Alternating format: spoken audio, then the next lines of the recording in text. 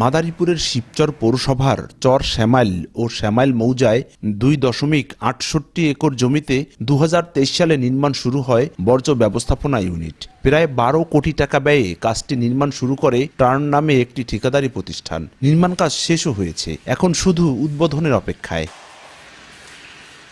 শিবচর পৌরসভার বাসাবাড়ি থেকে প্রতিদিন ময়লা আবর্জনা সংগ্রহ করে এই ইউনিটের মাধ্যমে প্রক্রিয়াজাত করে উৎপাদন হবে জৈব সার, যা স্বল্প দামে এখান থেকে কিনে জমিতে ব্যবহার করলে ফসল উৎপাদন বাড়ার আশা প্রান্তিক চাষিদের। এতে প্রতি বছর সাশ্রয় হবে কোটি কোটি টাকা, আর এটি চালু হলে তৈরি হবে কর্মসংস্থান, বলছেন স্থানীয়রা। এটা যদি বাস্তবায়িত হয় তাহলে এখান থেকে যে উৎপাদিত জৈব সার সেটা বাংলাদেশের কৃষিতে কিছুটা হলে উপকার আসবে। জৈব সারটা আমরা অল্প দামে পাবো।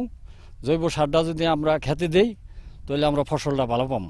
বায়ু দূষণ রোধ ও পরিবেশ বান্ধব পৌর শহর গড়ে তুলতেই এই প্রকল্প ব্যাপক ভূমিকা রাখবে বলে জানান ঠিকাদারি প্রতিষ্ঠানের প্রতিনিধি ও কর্তৃপক্ষ।